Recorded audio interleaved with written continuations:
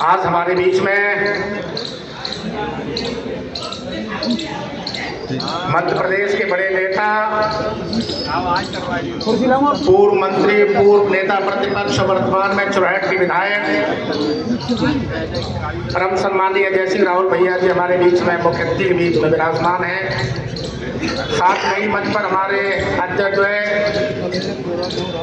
आदरणीय मधुराज जी, गजेश सिंह जी और मंच पर विराजमान और हरिया हमारी नगर निगम के सभापति राजा डंडौतिया जी और इस कार्यक्रम के आयोजक और तमाम सारे हमारे साथी आप लोगों के बीच में विराजमान हैं। साथियों,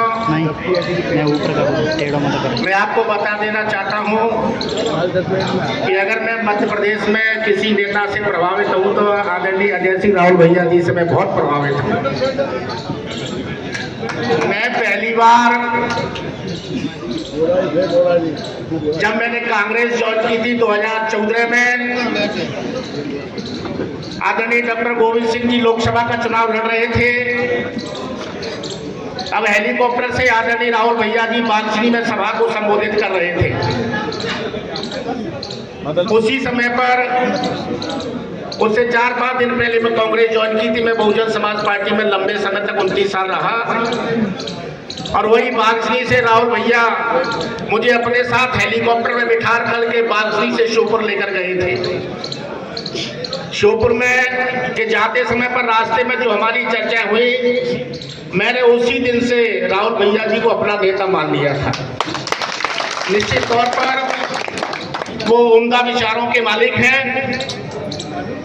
निश्चित तौर पर मध्य प्रदेश में अगर राहुल भैया इसी तरह से घूमते रहे, कुछ नहीं करें, केवल एक चक्कर पूरे प्रदेश का लगा दें।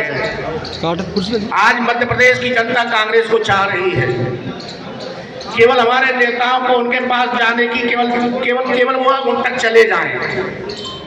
आज हर आदमी कांग्रेस को पसंद कर रहा है क्योंकि भारतीय जनता पार्टी ने ऐसे ऐसे कुकर्म किए हैं, इस तरह के फैसले लिए, इस तरह के काम कर रहे हैं, पूरे देश की जनता त्रायमान कर रही है। साथियों, सबसे बड़ा पाप उन्होंने ये किया है कि वो देश का जो हमारा संविधान है, दुनिया के सारे देशों के संविधान से सर्वश्रेष्ठ संविधान है। हमारे देश का संविधान तमाम सारे देशों के संविधानों का अध्ययन करने के बाद बना है। हमारे देश का संविधान समता, स्वतंत्रता, बंधुत्व, न्याय पर आधारित है। हमारे समाज का देश हम सबको मौलिक अधिकार देता है। संविधान में सबको बराबर का अधिकार दिया है। जो दुनिया का सबसे अच्छा संविधान है, उस संविधान को बदलने की बात भारतीय जनता पार्टी कर रही है। 65 साल कांग्रेस ने राज किया, लेकिन कांग्रेस ने कभी संविधान को बदलने की बात नहीं की। साथियों, जब पहली बार अटल बिहारी वाजपेयी देश के प्रधानमंत्री बने तो उन्होंने घोषणा की कि भारत के संविधान की समीक्षा करेंगे और उसी के बाद तुरंत बड़े बड़े नेता भारतीय जनता पार्टी के, चाहे वो मोहन भागवत जी, उन्होंने कई बार कहा कि भारत के संविधान को बदलेंगे। ये भारत का संविधान पुराना हो चुका है, इसकी जरूरत नहीं है। और यही बात उत्तर प्रदेश के भाजपा के सांसद साक्षी महाराज ने एक बार नहीं बल्कि कई बार कहा कि 2024 का लोकसभा का चुनाव भारत का आखिरी चुनाव होगा।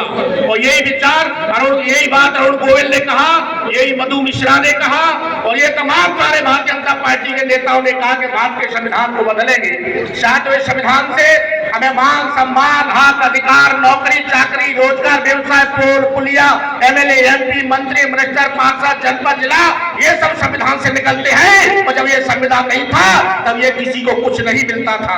निश्चित तौर पर साथियों, ऐसे संविधान को भारतीय जनता पार्टी क्यों बदलना चाहती है, मैं आपको बता देना चाहता हूं मेरे साथियों। भारतीय जनता पार्टी ने आपको वोट का अधिकार दिया है और इस वोट के अधिकार से आप जिसे चाहो सत्ता में बिठा सकते हो और जिसे चाहो सत्ता से बाहर कर सकते हो।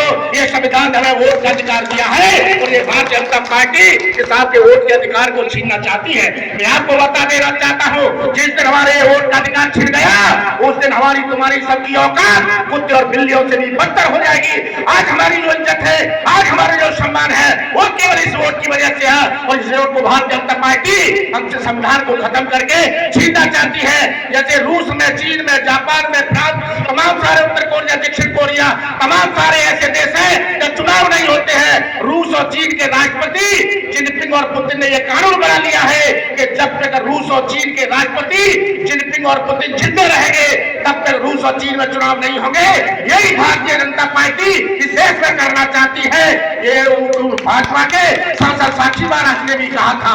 मैं आपको बता देना चाहता हूं मेरे साथियों, हम लोग बड़े सौभाग्यशाली हैं कि आदरणीय राहुल गांधी इस देश की धरती में पैदा हुए और उन्होंने ये देखा कहीं मन की मानसिकता खराब है, इन्होंने ये नारा लगाया कि अब की बार 400 पार। ये मेरे साथियों, जब 350 के सब 2019 में सांसद बने और 350 वाली सांसद ने इस देश में नोटबंदी लाए, इस देश में जीएसटी लाए, इस देश में धारा 370 हटाई, इस देश में कृषि के काले कानून लाए, इस देश के अंदर जो चाहा वो किया। जब 350 पर तुम सब कुछ कर सकते हो तो 400 पार का नारा क्यों दे रहे हो? वो 400 पार का नारा इसलिए दे रहे हो कि भारत के संविधान में परम पूज्य बाबा साहेब डॉक्टर अम्बेडकर ने एक लाइन लिखी है कि जिन 3/4 से अधिक यानी 75% के अधिक सांसद जिस दल के लोकसभा में होंगे और उनकी सरकार होगी, उनको बड़े फैसले लेने का अधिकार होगा। चाहे वो चुनाव को बंद कराने का फैसला हो, चाहे संविधान को बदलने का फैसला हो, चाहे तुम्हारी संपत्ति नष्ट करने का हो, चाहे किसी देश को किसी एक राष्ट्र के एक धर्म के नाम से घोषित करने का मामला हो, ये बड़े फैसले वही सरकार लेगी जिसके 407 सांसद होंगे। उनकी नियति खराब थी, इसलिए मेरे साथियों मैं आपको बता देना चाहता हूं, निश्चित तौर पर राहुल गांधी जी ने यह फैसला लिया और कन्याकुमारी से कश्मीर तक पैदल चले संविधान को लेकर और बता दिया जो 450 पार का नारा दे रहे थे मेरे साथ वो कहां गए। निश्चित तौर पर मैं आप लोगों से यही कहना चाहूंगा, अगर ये संविधान है तो हम सब कुछ है। अगर आपको अपना भविष्य सुरक्षित रखना है तो आप संविधान को सुरक्षित रख लो। अगर संविधान सुरक्षित नहीं है तो ना तुम्हारा बुढ़ापा सुरक्षित है ना तुम्हारा सम्मान सुरक्षित है। बस यही बात कहते हुए मैं अपनी वाणी को विराम देना चाहूंगा। जय हिंद, जय भारत।